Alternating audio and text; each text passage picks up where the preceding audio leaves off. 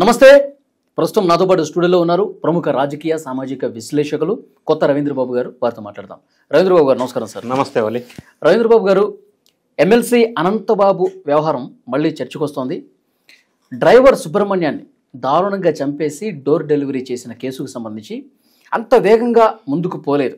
గతంలో వైసీపీ అధికారంలో ఉన్నప్పుడు ఇది జరగాల్సినంత వేగంగా ఈ కేసు విచారణ ముందుకు పోలా. ఇప్పుడు ఎస్సీ ఎస్టీ న్యాయస్థానం చాలా స్పష్టంగా ఆదేశాలు ఇచ్చింది. 90 రోజుల్లో ఛార్జ్షీట్ దాఖలు చేయాలని. అలాగే ప్రభుత్వం కూడా సిట్ ఏర్పాటు చేసింది. ఒక న్యాయ సలహాదారుగా ఒక ప్రముఖ న్యాయవాదిని కూడా పెట్టిన పరిస్థితుంది. ఈ కేసు విచారణ ఇప్పుడు ఎంత వేగంగా జరిగే అవకాశం కనిపిస్తుంది? ఇంకా అందులో పాత్రధారులు ఉన్నారు. డ్రైవర్ సుబ్రహ్మణ్యం ఒకడే కాదు, ఇంకొంతమంది కీలక పాత్ర ఉంది ఈ హత్యలో. అవన్నీ కూడా బయటికి రావాలని చెప్పి విచారణ జరుగుతోంది. ఏమంటారు సార్? ఇప్పుడు ఆంధ్రప్రదేశ్ రాష్ట్రంలో వైఎస్ఆర్ కాంగ్రెస్ పరిపాలించిన 5 సంవత్సరాల కాలంలో నాకు ఎప్పటికీ గుర్తుండేది ఏంటంటే, వైఎస్ జగన్ రెడ్డి గారు ప్రతి సందర్భంలో నా ఎస్సీలు, నా ఎస్టీలు, నా బీసీలు అని అంటూ ఉంటాడు. మరి అదే ఎస్సీలు, ఎస్టీలు, బీసీలు, దళితులకి హత్యలు జరుగుతూ ఉంటే మరి ఈయన ఎందుకు హత్య చేసిన వాళ్ళని సపోర్ట్ చేస్తున్నాడు అనేది నా బిగ్ క్వశ్చన్. ఇప్పుడు మీరు ప్రస్తావించారు, కాకినాడ జిల్లాలో వైఎస్ఆర్ కాంగ్రెస్ పార్టీకి సంబంధించిన ఎమ్మెల్సీగా ఉన్న అనంతబాబు వాళ్ళ డ్రైవర్ సుబ్రహ్మణ్యాన్ని హత్య చేయటం ఒక పార్ట్ అయితే, హత్య చేసిన తర్వాత ఆ శవాన్ని పార్సిల్ ఇచ్చినట్టు డోర్ డెలివరీ ఇచ్చాడు. డోర్ డెలివరీ కారులో తీసుకెళ్ళి ఇచ్చాడంటే ఈయన ఒక్కడే అది పట్టుకొని తీసుకెళ్ళి బాడీని ఇవ్వలేదు కదా. ఆయనకి సహకరించిన అధికారుల లేకపోతే పార్టీ వర్గాలకు చెందిన వ్యక్తుల ఎవరు సహకరించారు? Question number 3. దీనికి ఎవరు సపోర్ట్ చేస్తే, ఎవరు ఆశీస్సులు ఉంటే ఈయనంత ధైర్యంగా ఈ పని చేశాడు? Question number 4. అనంతబాబు ఆ పార్టీకి చెందిన ఎమ్మెల్సీ అయినప్పుడు, ఇటువంటి హత్య చేసినప్పుడు, మరీ ముఖ్యంగా దళితుడిని హత్య చేసినప్పుడు ఆ పార్టీ తీసుకున్న చర్యలేంటి? ఏమీ లేకపోగా అదే అనంతబాబు ఎమ్మెల్సీని బయటకు వచ్చినప్పుడు అది స్వాగత సుమాంజలి పెట్టి అందరికీ ప్రొటెక్షన్ ఇచ్చి దండలేసి సాదరంగా ఆహ్వానించారు. ఆ తర్వాత సబ్సిక్వెంట్గా ఆయన పక్కన పెట్టుకొని జగన్ రెడ్డి గారు ఆయన్ని గొప్ప వ్యక్తిలాగా ఆయనకి సపోర్ట్ ఇస్తున్నట్టుగా ప్రజా జీవితంలో ఒక సీన్ క్రియేట్ అయింది. అంటే హత్య గావించబడింది దళితుడు కాబట్టి, హత్య చేసింది ఎమ్మెల్సీ కాబట్టి ఆయనకి సపోర్ట్ చేయటం ఏ విధంగా చూడాలా? ఇప్పుడు గతంలో ఈ సంఘటన జరిగినప్పుడు అనంతబాబు ఎందుకు బెయిల్ మీద బయటకు వచ్చాడు? ఎందుకు వచ్చాడంటే, జైలుకి వెళ్లకుండా వీళ్ళు ఛార్జ్షీట్ ఫైల్ చేయకుండా వదిలేయటం వల్ల సెక్షన్లో ఉన్న వెసులుబాటు ఏంటంటే 90 డేస్లో కనుక వీళ్ళు ఛార్జ్షీట్ ఫైల్ చేయకపోతే ఈ నిందితులు ఆటోమేటిక్గా బెయిల్ వచ్చి బయటకు వస్తారు. ఓకే, ఉద్దేశపూర్వకంగా దాఖలు చేయాలి. ఎస్, అసలు పాయింట్ మీరు గమనించాల్సింది ఏంటంటే, వీళ్ళు కావాలని అతను బయటికి రావాలా? బయటికి రావాలంటే ఏం చేయాలా? ప్రభుత్వం మందే కదా, ఛార్జ్షీట్ వేయకుండా ఉంటే పాలా 90 డేస్ తర్వాత ఫ్రీ అయిపోతాడుగా. అట్లా బయటకు వచ్చి చలాయించాడు. అధికారం వాళ్ళ చేతిలో ఉంది కాబట్టి. దీనికి కంటిన్యూషన్ నీకు ఒక రిఫరెన్స్ చెప్తాను. లిక్కర్ స్కామ్ కేసులో 90 డేస్ దగ్గర పడుతుంది కాబట్టి వీళ్ళు ప్రిలిమినరీ ఛార్జ్షీట్ మొన్న ఫైల్ చేశారు. ఓకే, 90 డేస్లో సిట్ 90 డేస్లో చేయాలి కాబట్టి. చేయకపోతే ఏమవుతుందంటే, లిక్కర్ స్కామ్లో అరెస్ట్ అయ్యి ఉన్న 12 మంది ఆటోమేటిక్ బెయిల్లో బయటకు వచ్చేస్తారు. ప్రిలిమినరీ వేసిన తర్వాత మళ్ళీ టైం తీసుకొని 2 months లో ఫైనల్ ఛార్జ్ షీట్ పెడతారు. అప్పుడు మళ్ళీ పేర్లు మారొచ్చు, అక్యూజ్డ్ నంబర్ మారొచ్చు. అది వేరే. ఫైనల్ ఛార్జ్ షీట్ కూడా ఈ 90 days డ్యూరేషన్ ఉంటుందా? ఫ్రమ్ 90 days కి ఫస్ట్ ఛార్జ్ షీట్. అవును. దీని తర్వాత ఫైనల్ ఛార్జ్ షీట్ కి 2 months లో ఫైల్ చేయాలి. 60 days లో 60 days. అప్పుడు అక్యూజ్డ్ నంబర్ మారొచ్చు, పేర్లు యాడ్ అవ్వచ్చు, ఏదైనా ఇంకోటి మోడిఫికేషన్ లో అప్డేట్ అవుతుంటది.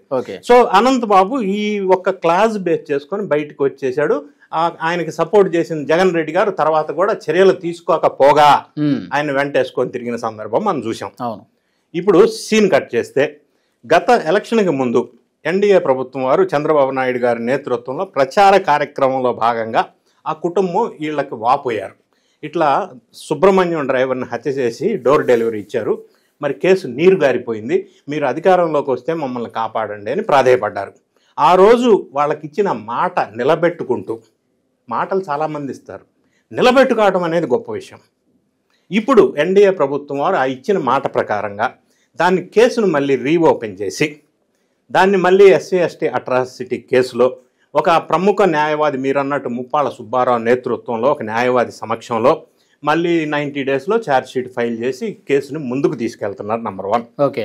ఆ కేసుని ముందుకు తీసుకెళ్లి ఆ బాధిత కుటుంబానికి తగిన న్యాయం చేయటమే కాకుండా ఆ సుబ్రహ్మణ్యం ఎవరైతే చనిపోయాడో వాళ్ళ బ్రదర్కి ఒక జాబ్ ఇస్తామని ప్రామిస్ చేశారు, ఇస్తున్నారు. ఇంకొకటి, ఆ కుటుంబాన్ని ఇంకా ఆదుకునే ప్రక్రియలో భాగంగా వాళ్ళకి సాగు చేసుకోవడానికి భూమి కూడా ఇస్తామన్నారు. ఓకే. ఇంటి స్థలం కూడా ఇస్తామన్నారు. అది ప్రభుత్వం చేయవలసిన నైతిక బాధ్యత.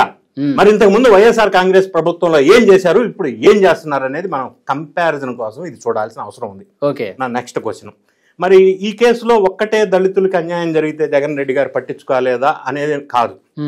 గతంలో చాలా మంది దళితులకి న్యాయం జరగలేదు అనేది ప్రధానంగా నేను చెప్పదలుచుకుంది. ఫర్ ఎగ్జాంపుల్, లేటెస్ట్ ఎగ్జాంపుల్ తీసుకుందాం. రెంటపాళ్ల పర్యటనకి వెళ్ళినప్పుడు రచ్చ జరిగింది. అందులో సింగయ్య అనే వ్యక్తి కారు కింద నిమ్మకాయని పెట్టి ఎట్లా టైర్ కింద మనం మూవ్ చేస్తామో ఆ విధంగా సింగయ్యని మూవ్ చేసి చంపేశాడు. చచ్చిపోయాడు కదా, టైర్ కింద పడిపోయి. అతను దళితుడు కదా, మరి నా దళితుడు చచ్చిపోతే నా కారు కింద నేనేం చేశాను, ఆ కుటుంబానికి ఏం న్యాయం చేశారు? ఓకే. అట్లా వదిలేసి తుప్పల్లో పడేసి వెళ్ళిపోయారు. అది ఎక్కడ మానవత్వం? ఇంకో క్వశ్చన్, అదే సింగయ్య దళితుడి ప్లేస్లో ఒక పెద్ద భూస్వామ్యం, వైఎస్ఆర్ కాంగ్రెస్ పార్టీకి సంబంధించిన ఆ కులానికి సంబంధించిన అగ్రవర్ణానికి సంబంధించిన రాజకీయ నేపథ్యం ఉన్న పెద్ద వ్యక్తి అయితే అట్లానే తుప్పల్లో పడేసి వెళ్తారా? లేదు. అంటే దళితులు అంటే చిన్న చూపా? ఇది ఒక సంఘటన.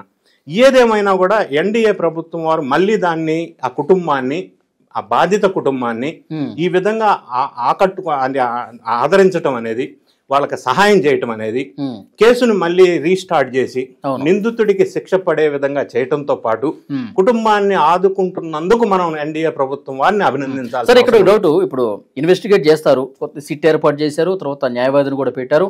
వాళ్ళు మరిన్ని ఆధారాలు సంపాదించిన తర్వాత అనంతబాబు ఒక్కడే కాదు, ఆయనకి ఎవరు సహకరించినా, ఆయన కింద పనిచేసే వాళ్ళ, ఆయన పార్టీ శ్రేణులు, ఆయన అనుచరులు ఎవరున్నా సరే ఇంకా ఎవరి ప్రమేయం ఉందో తెలుస్తుంది, వాళ్ళని కూడా అరెస్ట్ చేస్తారు. ఇప్పుడు ఆల్రెడీ ఒకసారి జైలుకి వెళ్ళొచ్చాడు కదా అని చెప్పి ఇతను వదిలేస్తారా? ఎమ్మెల్సీ అనంతబాబు మళ్ళీ జైలుకి వెళ్ళే అవకాశం కూడా ఉందా? జైలుకు వెళ్ళొచ్చినందువల్ల వదిలేయటం కాదు, ఇప్పుడు రీస్టార్ట్ అయింది కేసు ఇప్పుడు పూర్తి స్థాయిలో విచారణ జరుగుతుంది. ఆయన్ని అదుపులోకి తీసుకొని విచారణ చేస్తారు. ఇందులో రకరకాల అంశాలు. ఈయన హత్య చేశాడు ఫస్ట్. సెకండ్ థింగ్, ఈయనకి సహకరించారు ఎవరు?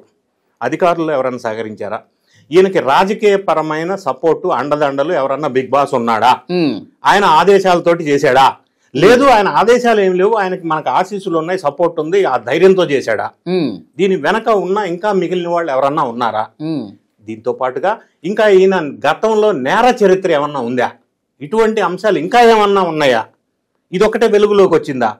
ఈ రకరకాల అంశాల మీద పూర్తి స్థాయిలో విచారణ జరిగిన తర్వాత మళ్ళీ శిక్ష అర్హతమైన సెక్షన్స్ పెట్టి మళ్ళీ జైలు జీవితం అయితే ఖచ్చితంగా ఒక నేరం చేసిన వాడికి ఏ శిక్ష పడి జైలు జీవితం గడపాల్సి వస్తుందో అది అనంతబాబుకి తప్పనిసరి పరిస్థితి, అనివార్యం కాబోతుంది రాబోయే రోజుల్లో. చూద్దాం సార్, తప్పు చేసిన వాళ్ళు, ఇంత దుర్మార్గంగా ప్రవర్తించిన వాళ్ళకి శిక్ష పడాల్సిందే. అట్ ద సేమ్ టైం మీరు ఇంతకుముందు చెప్పినట్టు ఈ ప్రభుత్వం చాలా బాధ్యతగా ముందుకు పోతుంది, ఆ కుటుంబానికి అన్ని రకాల అండదండలు ఇస్తుంది. సో అవి త్వరగా జరగాలని చెప్పి కోరుకుందాం. Thank you very much. Thank you.